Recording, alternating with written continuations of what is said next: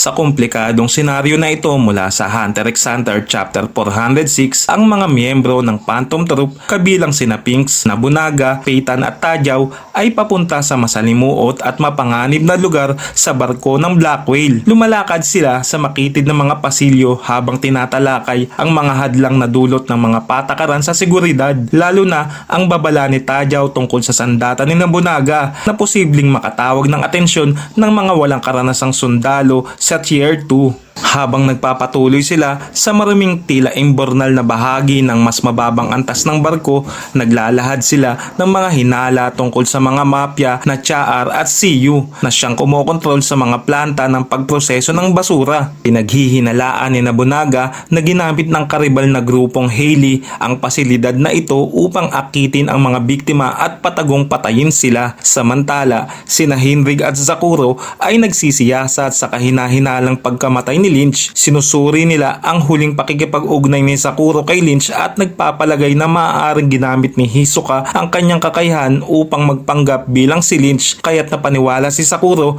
na si Hisoka ang salarin. Ang pahayag na ito ay nagpapahiwatig ng mas malalim na taktika ng panlilinlang mula sa Phantom Troop o sa iba pang kaaway na may layuning lituhin ang mafyang Siyu sa kanilang paghabol kay Hisoka. Kasabay nito, pinaplano ni Corolla ang kanyang sariling misyon, ang targetin ang tatlong sagradong kayamanan ng Kakin, mga mahahalagang artifacts sa loob ng succession contest sa Tier 1 na pinaniniwalaan niyang sentro ng ritual ng kapangyarihan ng Nen ng Kakin. Ang kanyang ambisyon ay gamitin ang mga kayamanang ito upang mapalakas ang kanyang abilidad na skill hunter na magbibigay sa kanya ng kakayahan upang talunin si Hisoka. Gayunpaman, napagtanto niya na maaaring alam na ng royal family ang kanilang presensya dahil sa pakikilahok ng mafia. Sa kabila ng matinding panganib at ng kanyang sariling panloob na salungatan, determinado si Corolla na balansin ang kanyang mga layunin habang tinitiyak ang kaligtasan ng troop. Ang masalimuot na kwento na ito ay sumasalamin sa tumitinding tensyon sa pagitan ng mga magkaribal na pangkat at ang mga komplikadong plano at motibo ng mga karakter